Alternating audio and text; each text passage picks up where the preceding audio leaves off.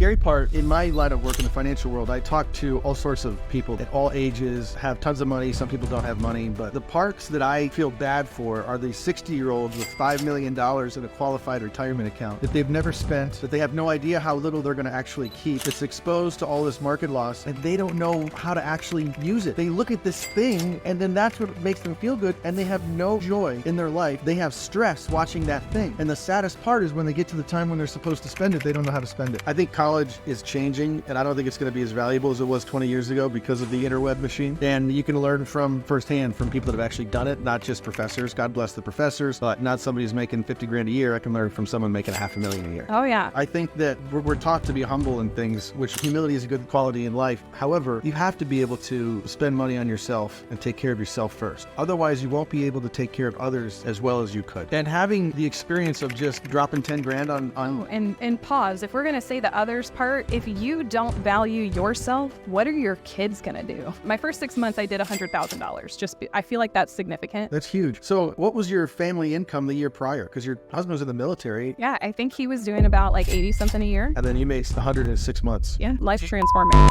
What's up? Welcome everybody to another show of Cash Flow Conversations. Today we have a special guest, Cierra Lueck of Cierra Lueck Consulting, another entrepreneur located right here in Nashville, Tennessee. Cierra, thanks for joining me today. I really appreciate it. I'm so excited to speak with like the king of cash flow. Yeah, man. It's I love talking about money. Everybody, it's not a taboo topic like it was 20 years ago, but I think people need to learn more about money. So I'm glad you're here because you have an interesting story. Married for 19 years, business owner for a little over 3 years now, hit multiple six figures in revenue within the first 2 years, I believe. And you did all that with 5 kids. Yeah, it's a lot of fun. I enjoy it. It's amazing. So 5 kids, you and your husband have been married quite a while. He was in the military. He's kind of entrepreneurial minded too, right? Yeah, he wrote a book on leadership last year. He's always learning, like lifelong learner. So he is going to start his MBA track. So getting his master's degree this next year. He actually got approved by the BA. The BA is going to be covering all of the costs for that. And he's doing an expedited track. So he'll be done with that in 18 months, like crazy fast. That is amazing. Good for him. And especially if it's going to get paid for, that's always nice. Yeah. So what I'm so excited to talk about, I want to hear your journey. So as most people know listening to this, that, I like to interview entrepreneurs that, talking about the journey from W-2 to 1099. And, with 5 kids at home, I can't tell you how many people I meet that just feel like they're stuck. They can't do anything different than what they're used to. I know people in their 50s that say, oh, we're at the end of our career. We can't pivot. We can't do anything else. We're just going to stay at our job that we hate. And it's like so painful to listen to that mindset. So 3 years ago, you started a consulting company. So tell me about this. There's so many different directions I could take it. Like you're leaving it very open-ended and very much in my hands. I want to take it where I want to go. That's good. Okay, cool. So I've always been entrepreneurial minded since I was a kid. I think a lot of us entrepreneurs have that same kind of track.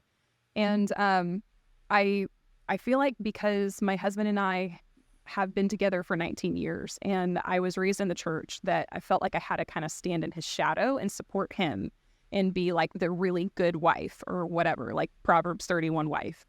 And he decided, like, there was a point in our marriage, and there's been like 2 times in our marriage where we felt like we've been married 19 years. So we felt like everything was falling apart.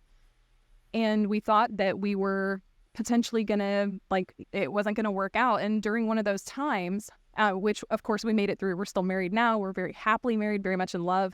But during one of those times, I looked at him and I was like, you need to pursue this, because if you don't, you're gonna hold it over me and the kids. And I don't want you getting to the end of your life and wondering what if, and then blaming us. Yeah. I was like, so we support you. And if you don't choose to do this, it's your decision.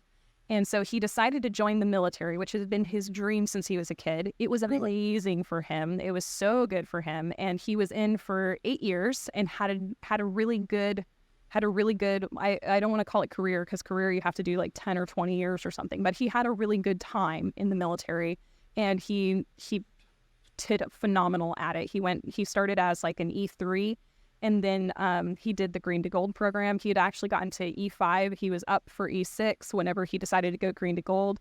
And then he went green to gold and he became an officer. And then he actually got his, I think they call it, I don't know if it's butter, but I'm going to say it wrong. Military guys, don't hate me for this. But he became a first lieutenant before getting out. He really wanted to get captain stripes before getting out. But what happened while he was in the military is that one of our kids got really sick. So we have 5 kids, and in 2019, the year before COVID just kind of went bleh to everybody, that was the worst year of our lives.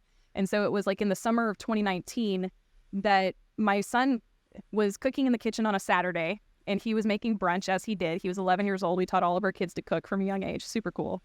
And all of a sudden I hear my daughter, who's a couple years older than him, in the background, and she was mad at him that day. So I knew something was up. And she was just like, "Hey, Israel, are you okay? Did you burn yourself?" And I was like, "Hey, babe, can you go check on that?"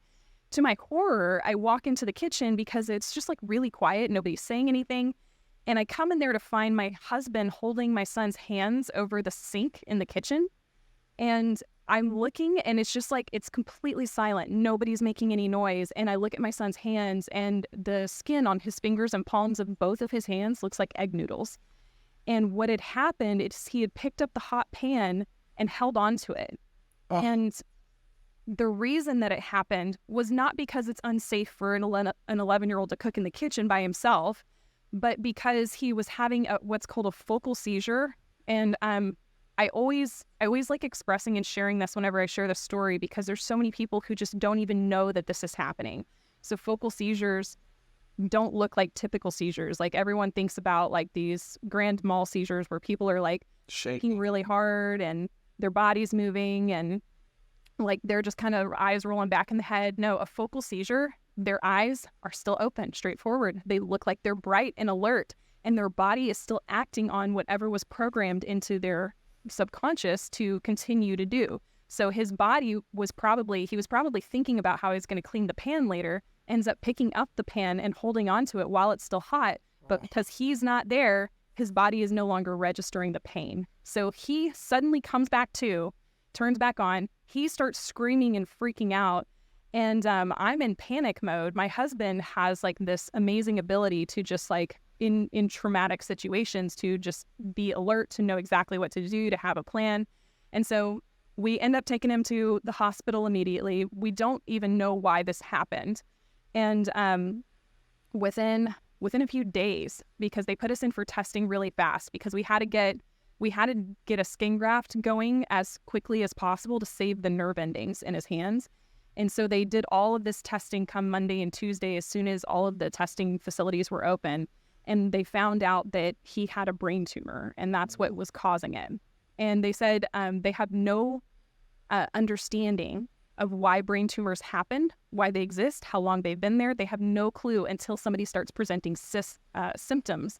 And so because he was presenting symptoms, we were able to find that before he got much older in life. So it ended up being a good thing, even though, like, how is this good? I don't know. Yeah. But he ended up having 4 skin graft surgeries and 1 brain surgery, and he's better now. So, like, let's close that loop. My son is healthy. My son is whole. He is 15. He was 11 at the time. He had had all of these terrible things happen, and then now he is taller than me. His feet are way bigger than mine. His feet are bigger than his dad's. I think he's going to be taller. I think he's going to live a long and healthy life. And so just like so grateful and thankful for that. But that being said, it was during that time, whenever he was going through all of that, that it just like shook me, and it woke me up from like a sleep or a slumber that I was in. And I was just like, I was going into my closet and crying because I didn't want my kids to see how upset I was. And my son was going through a really bad depression, and the medication he was on made him even more depressed, sometimes suicidal.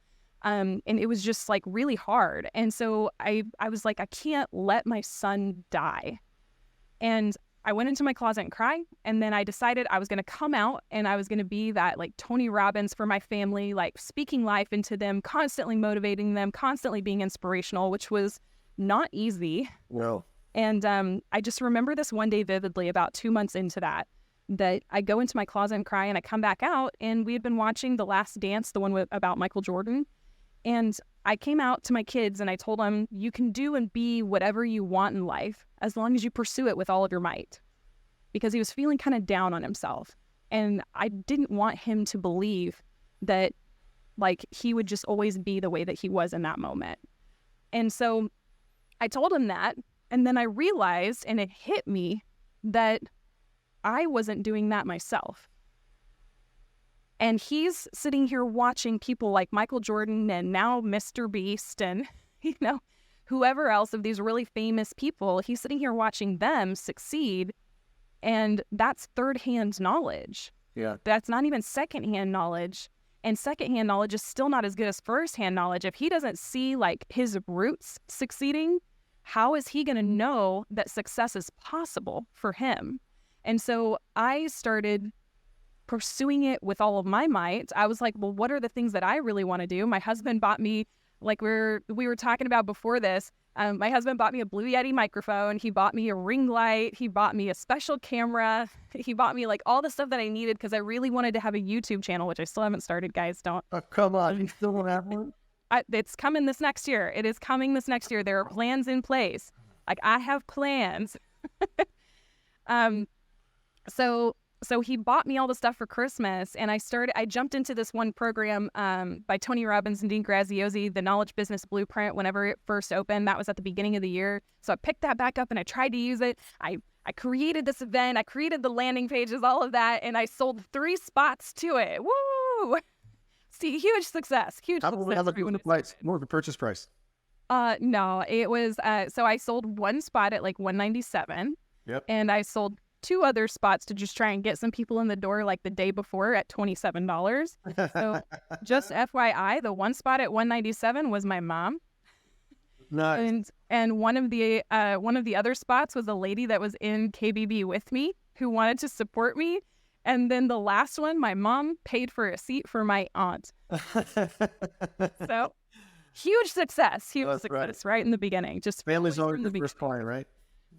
And so, yeah, I was not successful right when I first started. That was before I ever built out any other packages and stuff like that. And it was so funny because I actually started with like something geared more around mindset.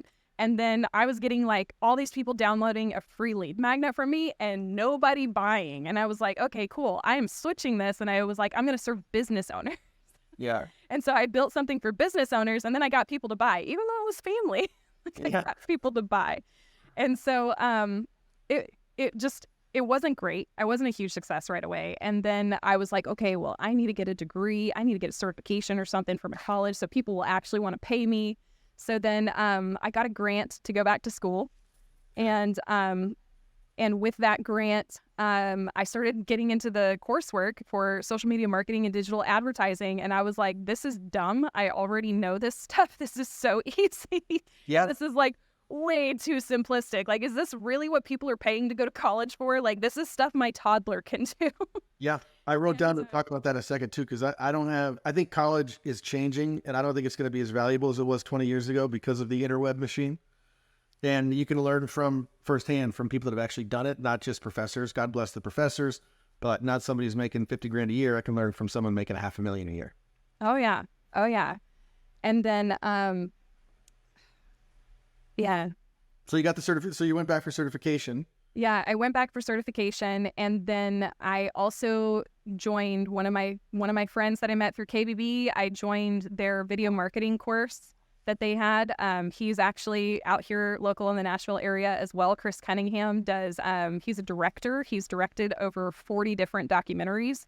And then he's actually been the director for like one really popular scary movie, which was surprising. Cool. Not into scary movies. So I don't remember which one it is.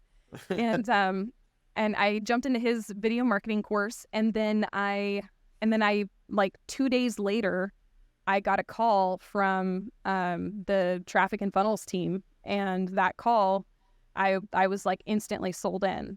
And so I jumped into that instead, and I paid. So like, let's talk about the investment, right? So I invested for the certification course with college. It was like $2,000. And then the video marketing course was like $500 or $600. I don't remember. And then traffic and funnels was $10K. And so which one do you think I put more time into? I'm going to go with traffic and funnels. Yeah. Yeah. And when I got in there, it was way better than the college curriculum. I was like, what the heck? Yeah. And so I got in there, I invested my time into it. And basically what they were was what I call a gap filler. And I feel like there's just so many people out here that are just trying to get a slice of the market. So they're just like doing the same things as other people, or they're having to invest more time or energy or something like that. And they're not really creating these gap fillers. And so that was like the very first thing that I recognized about that was how much of a gap filler that was for me, because I got my first client like the week before my time was up in the program. I got my first client that week, and I put everything on a credit card. So I wasn't like out cash or whatever. I leveraged other people's money. There you go. OPM, baby. And so I had got my first client. I sold them in. It was $1,900 on a 2-pay. So like $3,800 total, but $1,900 for that first collected check. And I just remember getting so excited. I was like, babe, look, I got this $1,900. I was like, anything's possible. Yeah. And it's so funny because it's not like, it's so little money, but I still remember like how good it felt. Yeah, And it's not little. I mean, when your first sale was 197 and then you sold 2 at 27, $1,900 coming in is a big check. well, so then the next month was 7,700 collected. Nice. And that was with 2 clients. And in that month, I called my dad and I was like, Dad, look, I made $7,700. Like, I am a total badass or whatever. And my dad was like, well, that's nice if you can continue. And I was just like, cool. I'm not telling him about my financial wins anymore. Yeah, it took the wind out of your sails. I was going to ask you about that, but I'll come back to that in a sec. Yeah. So then the next month was 12,000 collected. The next month was 20,000 collected. The next month after that was again 20,000 collected. Then huge dip. I actually joined the traffic and funnels team for a little bit, and that sucked my energy and took up so much of my bandwidth and my time. So I had a huge dip. But then the next month I jumped back with 30,000, and so that was the year, like my very first year in business. I learned, don't just look at your revenue month over month. Look at your like the average of the quarter. Yeah. And so so that was fun. That was fun to learn those lessons the hard way. When you My first 6 months I did $100,000. I feel like that's significant. huge. That's huge. So, I mean, what was your family income the year prior? Because your husband was in the military, you know. Yeah, I think he was doing about like 80 something a year. And then you made 100 in 6 months. Yeah. Life transformed me. Trying to be that, you know, the guiding light for the kids and, you know, the positivity. One, it's not easy. It gets old because there's no one that comes behind you and says, thank you, keep going. Oh, my kids do now. My kids are like, Mom, we appreciate you. Thank you. Keep going. We're so proud of you. Like stuff like that. Stuff that like, I think the moment that I saw my kids be proud of me for the first time was like, I bought my own car for the first time in my life, like a few months into my business. And Wow. I paid for it myself, and I've paid for every single payment on that car myself. And that was like, my husband and I always did everything together. The business was paying me enough to where I could make every single payment. Because that was actually something I didn't talk about, but when I talk, because my husband and I talk about every big purchase, as most good marriages do. Mm-hmm. And for us, 10K into a program was a really big purchase at the time. And so I talked to him about it, and I was like, hey, you know, like, this is how much it is. I really want to do this. What do you think? I just got approved for this 20K credit card. I could put it on that. And he was like, am I going to have to make the payments on that for you? And I just like that, like, got me. And I was like, no, I'm going to do this. And I was like, if I could just make enough money from like what I learned in here to make the payments on the credit card, it would be worth it. Yeah.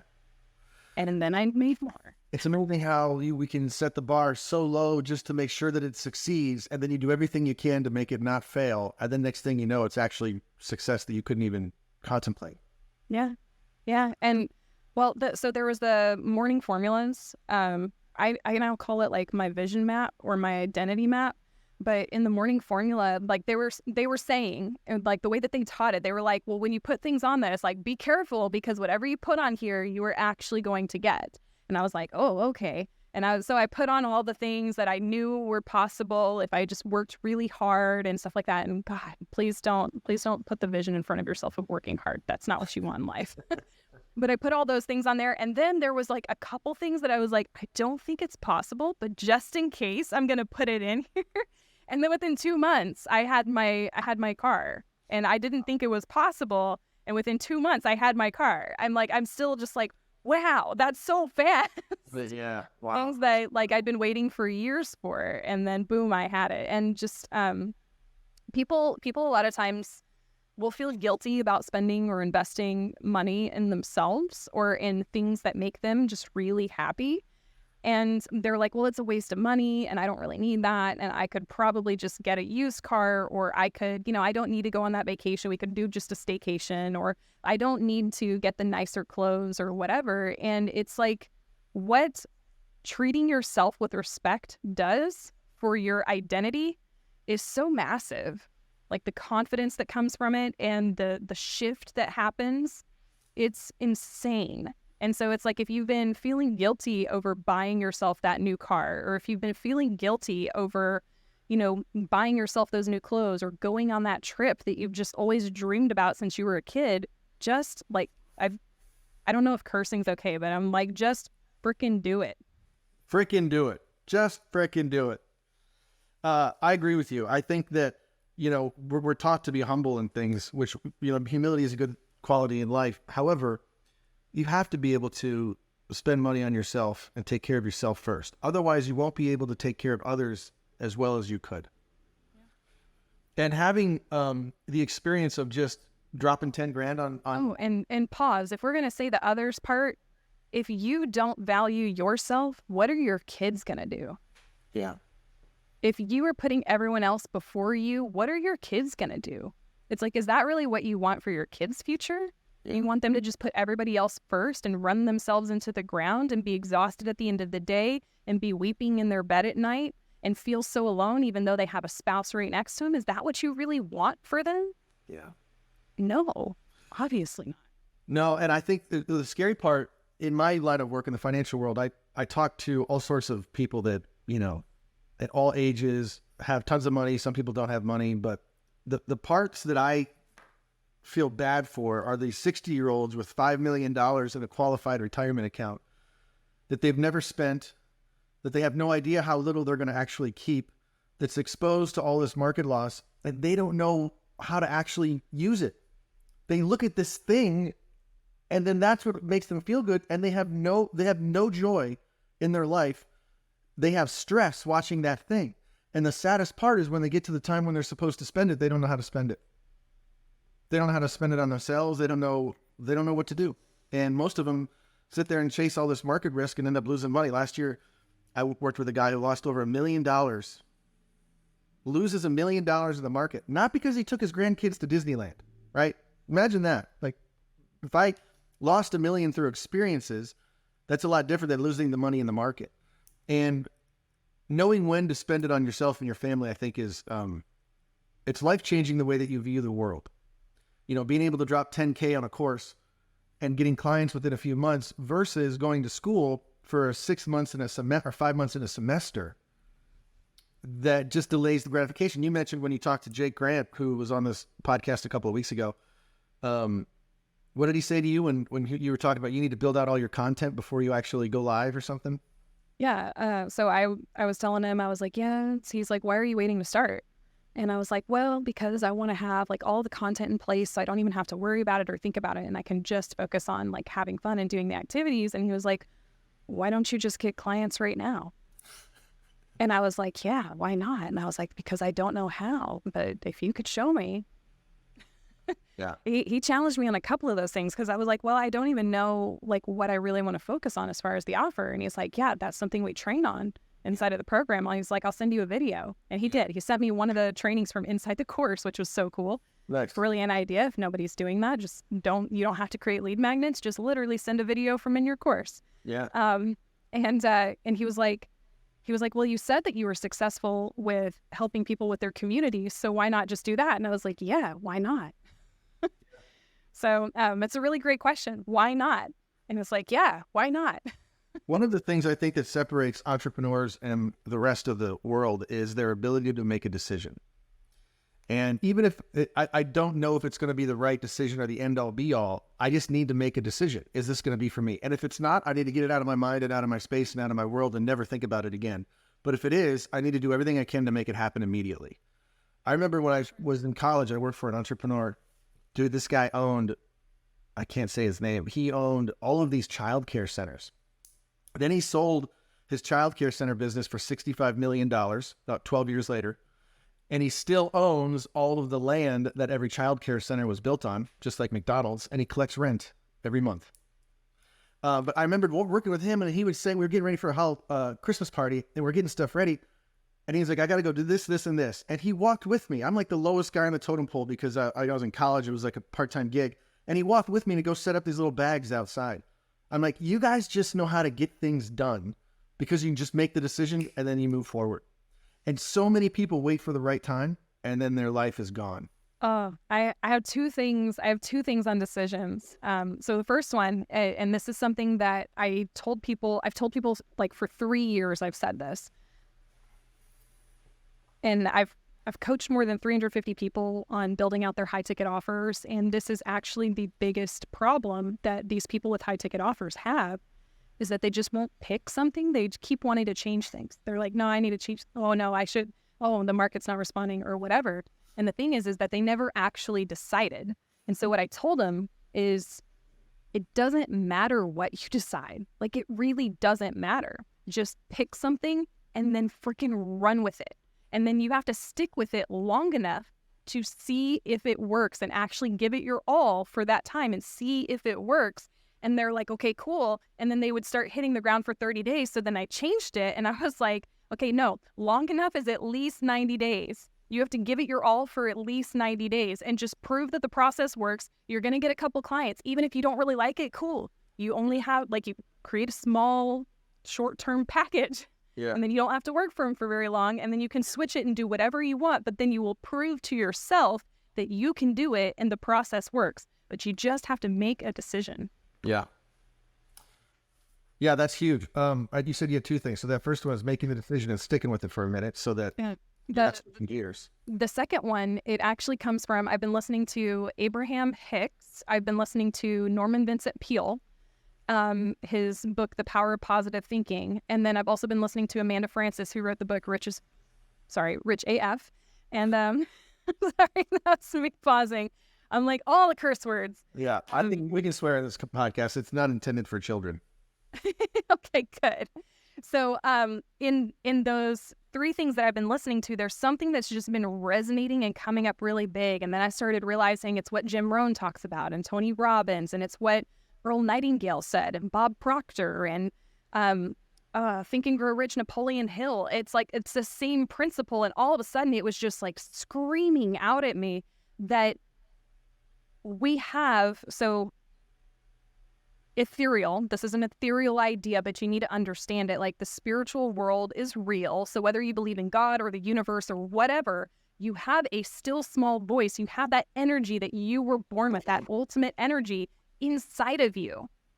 And when you shut up and just listen, it's giving you inspiration constantly. All of the answers are there. You have this intuition, you get these gut feelings, you know what is right, you know what you shouldn't be doing. And when you just get awareness and pay attention to it, you're going to get these inspired ideas and then you're going to run with them. I bet you can think of one right now, like some inspired idea that you had that you were just like, this is so crazy, it just might work. And you actually took action on it and something really freaking cool happened afterwards. Yeah. We all have so many moments like that. And it just like takes like somebody slapping us in the face with a fish or whatever to get us to pay attention that is with us all the time. So this month I have been leaning into just doing whatever I feel inspired to do immediately when the inspiration strikes. There's a quote that was in this game my husband used to play, Civilization, and it said, strike while the iron is hot. And it's like, you got to strike while the iron is hot. You got to strike while the inspiration is there, while you're still excited about it. And so I've been doing that this month and it is crazy. And I have announced so many different things. I have offered so many different things. I have sold new packages that I've never sold before. Wow. And I was just like, it's fun. And I'm just having a lot of fun and just leaning into what I really want and what I'm having fun with. And I love it. Molly Mahoney says, the more fun you have, the more money you make. And I really feel that right now. And it's just following that inspiration and finding what lights you up. They talk about Michael Jordan and what's the guy that broke the 4-minute mile? Oh, I don't know his name. My buddy Dan Sullivan talks about this all the time. I forget. Yeah, there's the guy who broke the 4-minute mile. So the thing is that it wasn't the breaking of the 4-minute mile that excited him. It was the getting up and running every single day because he just really freaking loved it. And so many times we fall out of love with the process, which is why we stop seeing the results we once had. And it's like we have to constantly be falling in love with it. And when we fall in love with it, it's just finding that inspiration in the moment and following the inspiration. And it's like, it's so cool when you're the entrepreneur, when you're the founder, when you're the business owner, or you're like still operating as a freelancer. Like, I feel like sometimes, you know, it's like, when you're that person, you get to turn the ship really fast. You can be inspired and be like, cool, we're never doing this again, and we're only ever going to do this again. And you can make that decision on the spot. Once you get to have like a big corporate company, like some of my friends like Alaric, who's like in the top 50 Inc. 500, I worked with for Inc. Yeah, he's like in the top 50 of the Inc. 500. Worked with his company for a little bit, helping them with their internal client groups. But with him, it's like he has so many decision makers. So he can make a decision, but then it takes a little bit more time to turn that ship. You don't have that many decision makers. If you are the decision maker of your business, you are in a brilliant place in your life, you know? Yeah. So, yeah. Sorry, I'm gonna get off that little pedestal for a minute. I heard myself preaching. No, I like it a lot. I have a saying that since college. I believe that creativity is the spark of life.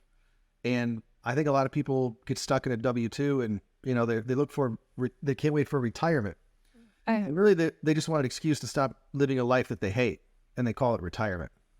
And so I also recognize, so I've always been a creative person, and I recognize that too much creativity is actually negative. So it's like it's part of that decision fatigue. So creativity is good, imagination is good. Too much creativity can actually stop you from making decisions, because you constantly want to shift things, you constantly want to change things, you constantly get new ideas. And so this is a little like addition to the creativity. When you have creativity, when you are building anything, you just need a rough draft and get the rough draft out and make mistakes as quickly as possible with it, because mistakes are going to give you more feedback than just your ideas of sitting down with it. Like, a lot of people will just go into their little hidey hole and or their man cave, or their, like, what are they called? The woman she shed or something. I don't even know. It's so weird. I would never call it that. As a woman, speaking for women everywhere, we don't want it to be a she shed. Okay, shed sounds terrible. Like, why would I? Anyways, so they go into their little hidey hole, and then they just want to like learn, ideate, create, and then never put it out there to the world. And it's like, how are you going to leverage other people's money? How are you going to leverage other people's audiences? How are you going to leverage other people's authority, other people's posts, all of that, if you're not ever going out and connecting with the other people and putting things out there to the other people? It's like, you actually have to get out there. I agree with you. I think that, you know, you call it stuck in the creativity mode. I think it's just fear of actually executing. I know people like in my family that won't finish projects because then it could be critiqued. So they don't, oh yeah, I'm still working on that. You know, I got a list. Yeah, put it on the list. I'm working on it. No, you're not. You're gonna kick that can down the road forever. So you could call it creativity. When I say creativity is the spark of life, I think of people that are in their mundane W-2s that they just don't like anymore, and that's why it kills them inside. And having ego, you know, Ayn Rand says ego is the fountainhead of human progress. And I think it is. And the difference between the people that get to enjoy that success is those who take action and those who don't. And the people that are constantly getting ready to get ready don't experience it. I hate that idea of getting ready to get ready. I had a coaching business myself for a year that it was fun. We had cool people in the group, but man, I shut that down after about 7 months of starting it, because the exact problem that you described, people cannot choose one thing and stick with it. You know, they think I got to do everything for everybody. Well, if I pick one lane, one niche, What about the other people? Oh, they're still going to come to you, but you got to pick a niche. Like Hormozy, if you don't pick, I'm going to niche slap you. Yeah, and you have to decide. Sorry, I know you can edit this out, yeah? Yeah. Okay, cool. Because I heard myself echoing for a second, and that completely like threw me off. I was like, no, I hear myself. No worries. Go back to what you were saying. It'll come back to me. If it's important, it'll come back. What was I saying? I was talking about, you ever heard of the company Our House, the furniture company? Yeah. Oh, funny story, just a little backstory. My husband, I felt like I married up when I married him. He had like his whole family, like he has a bunch of family in the Mensa Society, and he has like a lot of like really cool people in his lineage. Like his great uncle was one of the 3 founders of guerrilla warfare. Wow. And so, just like really cool things in his family's history. And his grandmother actually owned, it was called Volkman Furniture. You can look it up online. It's still like there's stuff online. So they actually had one of their places like burn in some great big fire. So there's like a news article that's still online about it years and years and years ago. And they sold out to Ethan Allen. So anyways, you mentioned furniture and Arhas and everything. And wow. Ethan Allen is very well known. And so they sold out for like several $1 million to Ethan Allen. Wow. And this was like 30 years ago. Wow. Yeah, Ethan Allen. It's a lot more money back then than it is now. Yeah.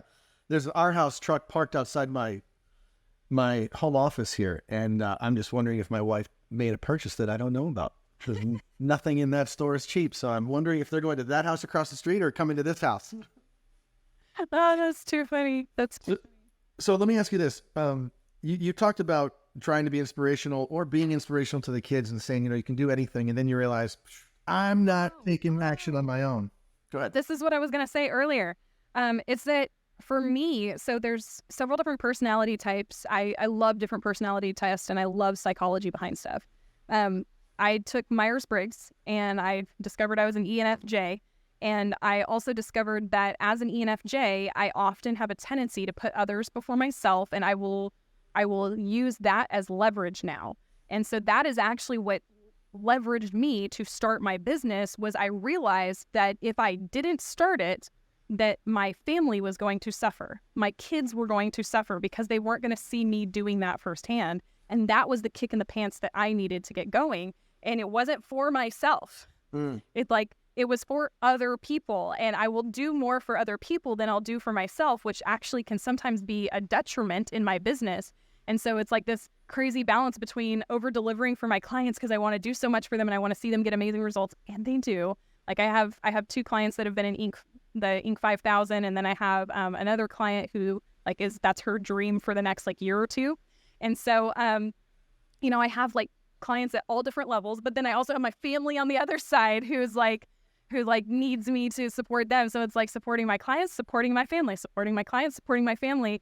And I've been on this, I've hired 5 different mindset coaches so that I would learn how to also support myself so that myself could sustain supporting these other people.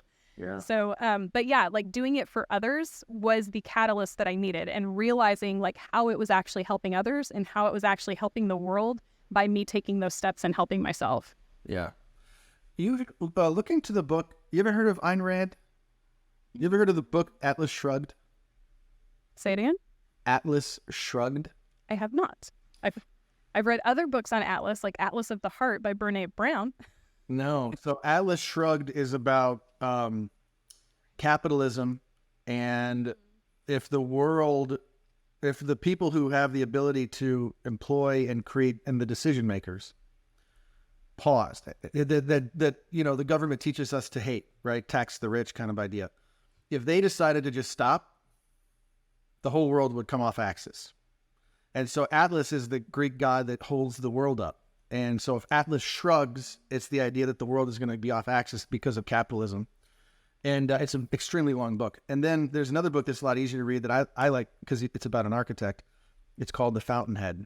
And The Fountainhead is really good, but it's all about the human ego and the ability to do and take action for what you believe in because you think it's right, not because it's what other people think you should do. And it's all about how the only way to give the world true just is by acting from internal of what you believe it should be right. And it's the opposite of like altruism. It's the opposite of I need to go feed the hungry. And the argument is I will be better at myself, so therefore I can feed more hungry people. There was Alex Hormozy talks about, he said, the people who say money can't buy happiness hasn't given enough away. When he said that, I was like, that hits the nail on the head. But yeah, if you could check it out, the Fountainhead it's a pretty good book.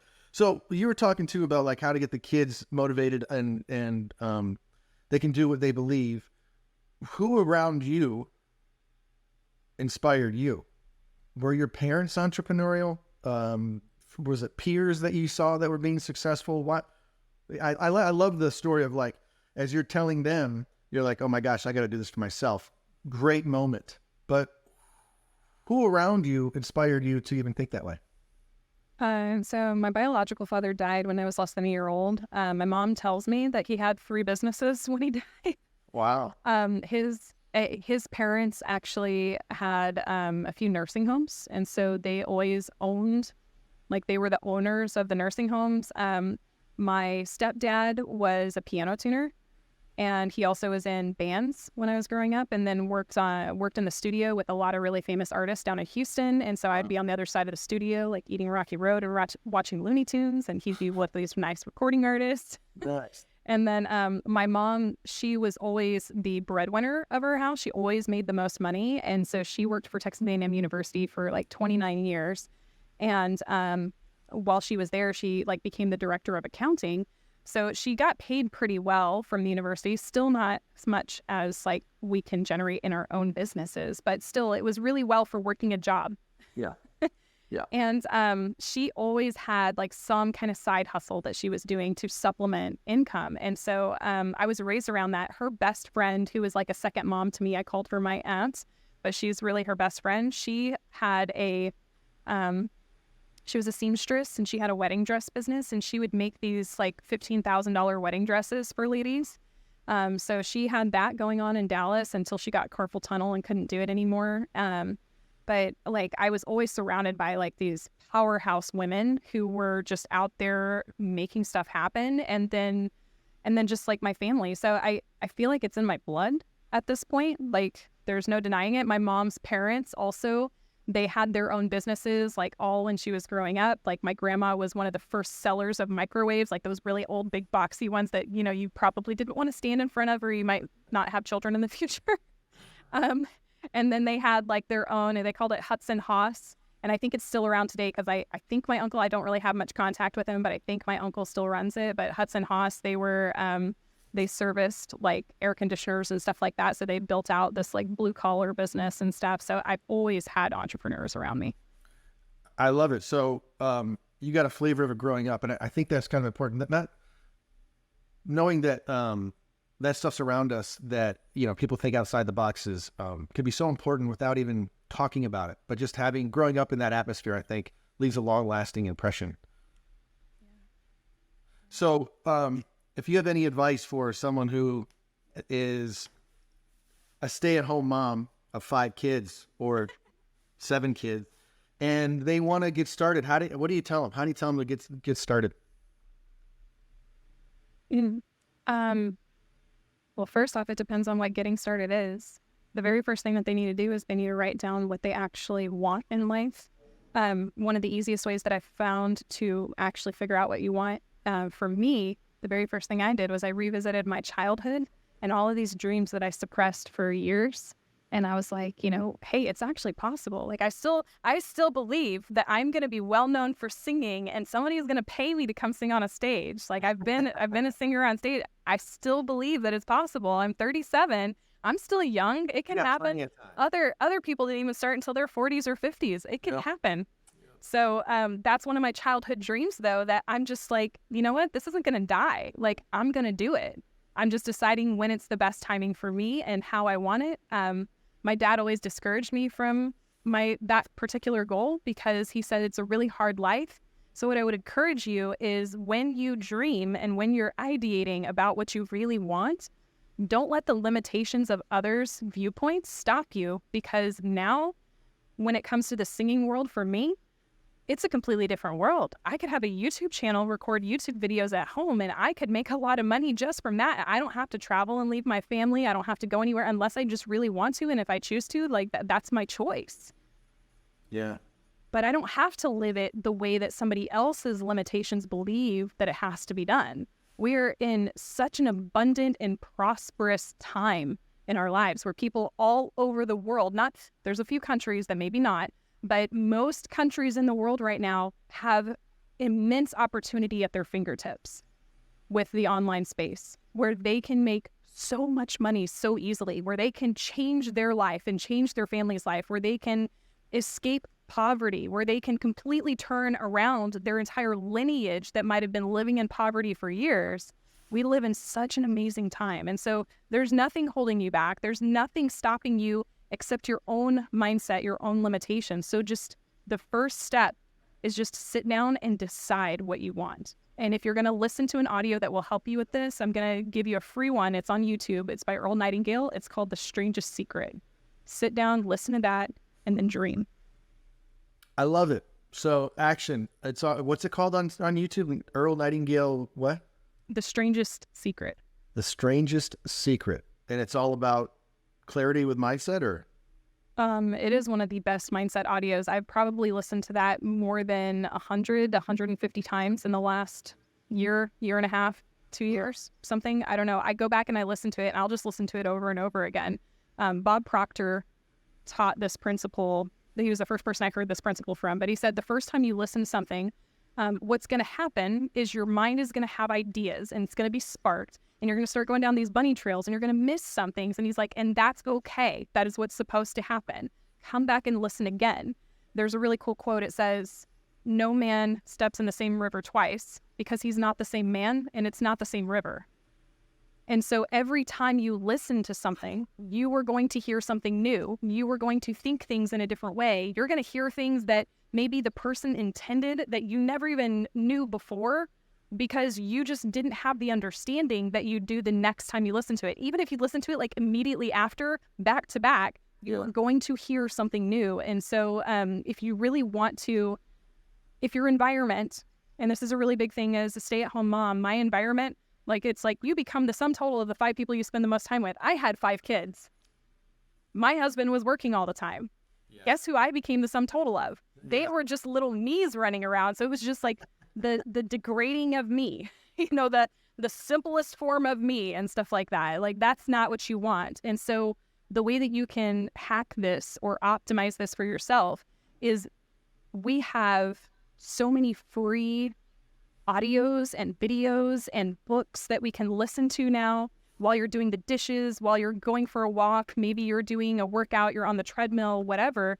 You can listen to an audio of these other people who have gone somewhere that you've never been before, who have done things that you've never done before. Just pick your people, maybe get 1 or 2 people. I usually have one person that I'm listening to at a time, and then I'll jump back to another one, and then I'll come back to that person, and then I'll pick another person.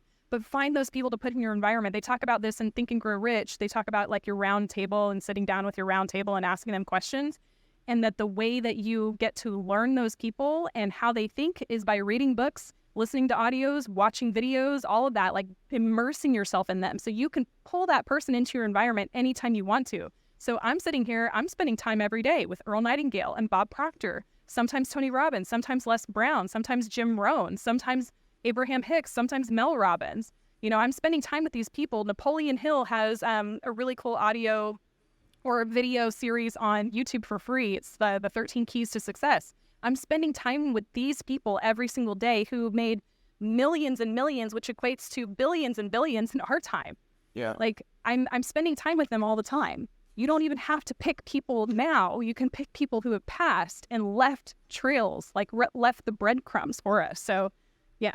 So there's really no excuse, honestly. So that was great. You say, don't let others' opinions or limited opinions limit your ability, and leverage the free resources around you and get clear on what you actually want your life to look like, because everybody's going to be different. Absolutely. Wow. Cierra, thank you so much for hanging out today.